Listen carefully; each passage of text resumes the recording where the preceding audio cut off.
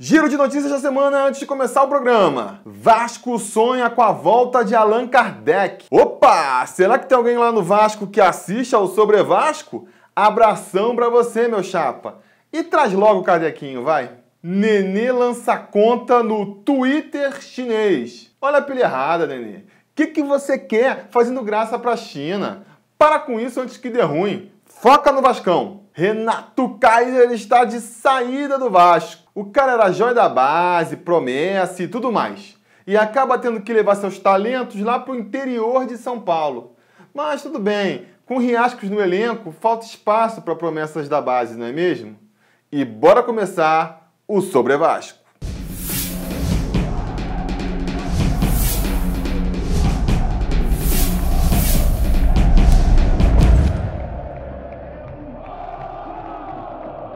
Fala, vascaíno! Tá tranquilo?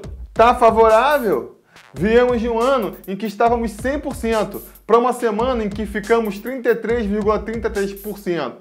Mas não há por que se abater. Lembre-se, esses jogos não valem nada, estamos só preparando o time para a temporada que começa para valer mesmo na segunda fase do estadual. Seria legal manter o 100% e vencer mais um clássico? Claro que seria. É sempre divertido zoar os adversários, afinal de contas. Mas dá pra ver pontos positivos na semana de teste, não dá não? Eu gostei do desempenho do Henrique na lateral esquerda na quinta-feira, por exemplo. Deu pra ver também o Mateuzinho tendo mais uma chance e mais uma vez morcegando. Deu pra ver o Éder Luiz ganhando espaço nesse time. E até a insistência do Jorginho com o Jorge Henrique dá pra ser visto pelo lado bom. É bom pra ele ver que não dá mais mesmo pro nosso sósia de Romário, que não adianta insistir e partir pra frente. Se tem um ponto negativo que eu posso tirar dessa semana, são os gols do Riascos. Os gols do Riascos. O cara é divertido, carismático e torço mesmo para que ele se dê bem no futebol. O meu único medo é que essa boa fase do colombiano faça o Vasco cair no erro de gastar um dinheiro que não tem para renovar o contrato dele. Porque a gente canta, tá maneiro, Riasco é artilheiro, mas a gente sabe que essa boa fase não vai durar muito tempo, né? Mas chega de falar da rodada e vamos responder as perguntas de vocês no Caixa Postal Sobre Vasco. Abrindo mais uma caixa postal, o quadro onde eu respondo as perguntas que vocês fazem pela internet. E vamos começar respondendo ao Girlan Guimarães, que faz várias considerações sobre o sócio torcedor do Vasco. Quem quiser ver, está lá nos comentários do último vídeo. E termina falando: sobre o sócio torcedor votar, eu acho que nem todos devem votar mesmo, porque nem todos estão por dentro do que acontece no Vasco de fato. Acho que abriria espaço para a mídia manipular de certa forma. Você não acha, Felipe? Girlan, eu até acho que o ideal é que o voto não seja mesmo uma opção em todos os planos não, e sim que seja um diferencial para algumas categorias. O sócio que quiser votar teria que pagar um pouco a mais por esse benefício, o que já demonstraria o interesse da pessoa na política do clube. Mas, no geral, eu vejo vários benefícios no sócio torcedor votar. Obriga o clube a ser mais transparente nos seus processos, para justamente todo mundo poder saber o que acontece lá dentro. Obriga os dirigentes a darem mais satisfação para a torcida e, principalmente, com o aumento do quadro social, impede o surgimento de mensalões vascaínos, como se suspeita que tenha acontecido na última eleição. Vamos seguir o quadro respondendo a duas perguntas juntas. Jonathan Dias pergunta: Felipe, já passou da hora de contratarmos 2 atacantes? Ou você acha que o Jorginho vai querer que o Vasco renove com o Riascos e o Jorge Henrique até o final do ano? E o Vinícius, do canal VPBR Productions, emenda: você acha que o Vasco precisa de reforços ou pode manter esse time para jogar a Série B? Olha, eu realmente espero que, com a grana contada que o Vasco tá, a gente não gaste nem um centavo para ficar mais tempo com o Riascos. Por mais que esse amor do Jorginho pelo colombiano me faça temer que isso possa acontecer. Quanto ao Jorge Henrique, por mais que eu não ponha mais nenhuma fé no veterano, ele tem contrato com o Vasco até o ano que vem, então ainda vamos ter que aturá-lo por mais um tempo. Agora, para responder se devemos trazer mais atacantes, ou como perguntou o Vinícius, se precisamos de reforços para a Série B, A minha opinião é de que precisar, não precisa. Porque se a gente conseguiu subir com aquele time horroroso de 2014, consegue subir com esse, que é muito melhor. O que não significa que não possa contratar, né? Sempre dá para reforçar um time e o nosso tem algumas posições em que um jogador de qualidade faria um bem danado, sendo a principal delas o ataque. Mas eu procuraria por esses reforços sem pressa, porque, como eu disse, do jeito que tá, já dá para cumprir a missão do ano, que é subir de divisão. E é melhor ir com o que tem do que gastar mais dinheiro trazendo um traste que não trará retorno. Então, eu só traria alguém que pudesse realmente fazer a diferença no time, alavancá-lo para um novo patamar, mais ou menos como o Nenê fez. Se for trazer jogador só para compor elenco, melhor usar a molecada da base mesmo. E o Jonathan Dias manda mais uma. O que você acha sobre os clubes estarem assinando contrato de transmissão com o esporte interativo? Qual sua posição sobre isso? E por que agora, 16 anos depois, o Eurico preferiu a Globo que o EI, se antes tinha uma briga ferrenha entre o mandatário e a emissora? Eu acho que quanto mais concorrência, melhor para os clubes. Só mesmo um outro canal oferecendo mais dinheiro e melhores condições para fazer a Globo se mexer do acordo no qual ela está sentada. Então, que venha Esporte Interativo, Fox Sport e quantos mais canais esportivos tiverem com propostas vantajosas para o nosso futebol. Agora, os nossos dirigentes são conservadores, né? Eles já têm uma relação de décadas com a Globo e não têm muita vontade de abrir mão dela. Usam mais essas propostas apenas para negociar melhores condições mesmo. Sem falar na grana que devem para a Globo e que, se o contrato acabar, a emissora pode cobrar com mais veemência. Então, eu não acredito no futebol saindo da mão da Globo não. Pelo menos não no futuro próximo. Quanto à briga do Eurico com a Globo, acho que a cada dia fica mais claro que o que o nosso presidente fala não se escreve, né? Ele usa essas bravatas ao seu bel prazer para pressionar os seus adversários ou a opinião pública a fazerem o que ele quer, mas se precisar ou julgar conveniente, ele muda o discurso na mesma hora. Exemplo mais claro: no primeiro semestre do ano passado, jurou de pé junto que não jogava mais no Maracanã. E no segundo, a gente jogou praticamente todos os jogos no estádio. Então, uma coisa que não dá para fazer é escrever o que Eurico diz na pedra.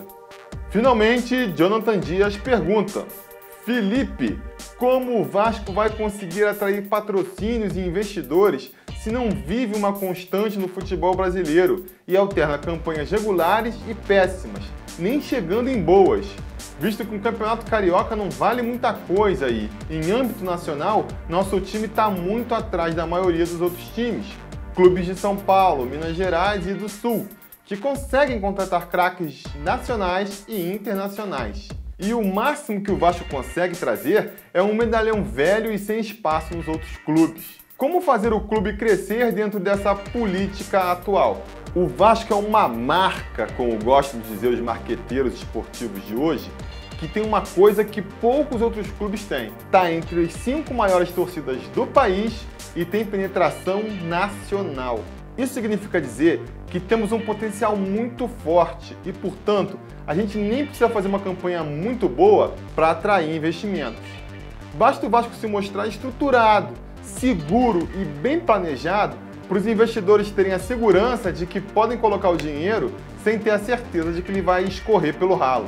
Enquanto o dinheiro não vem, o segredo é ser criativo, atento e ir atrás de jogadores talentosos, ainda iniciantes ou já consagrados, que estejam fora do radar, como foi o caso do Nenê.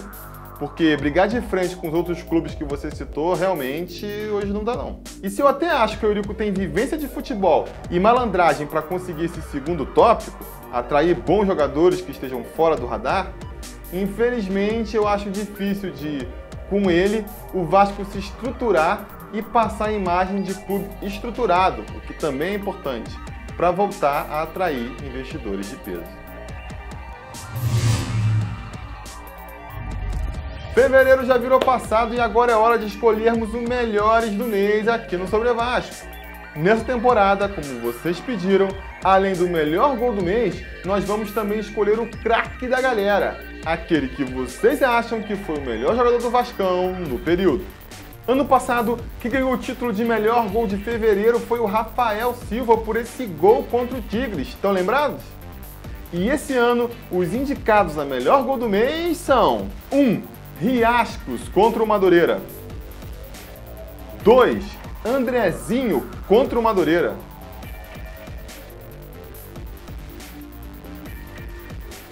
3. Nenê contra o Madureira.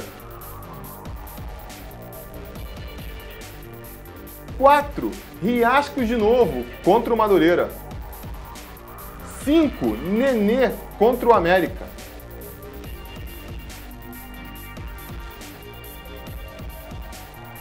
6. Riascos contra o América.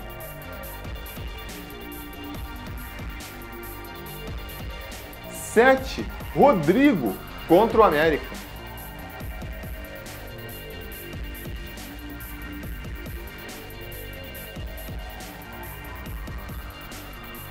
8. Nenê contra o Volta Redonda.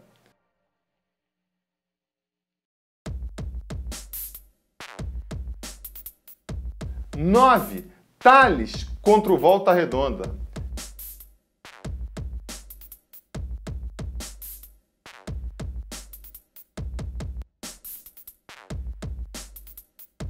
10. Rafael Vaz contra o Flamengo. 11. Thales contra o Tigres. 12. Nenê contra o Tigres.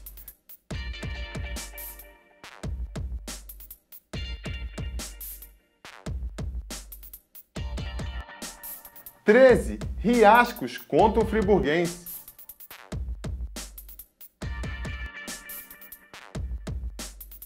14. Riascos contra o Friburguense de novo. E, finalmente, 15. Riascos contra o Botafogo.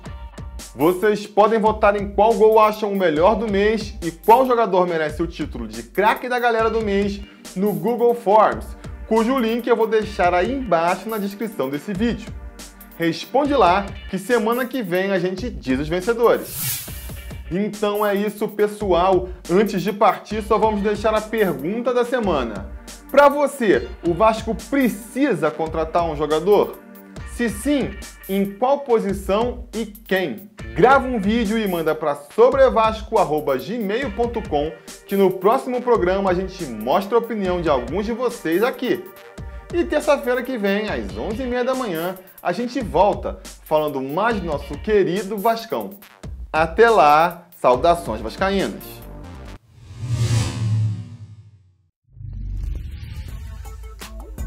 Fala Felipe, tudo bem? Aqui é o Luiz Felipe, torcedor do Vasco da Gama aqui de Brasília.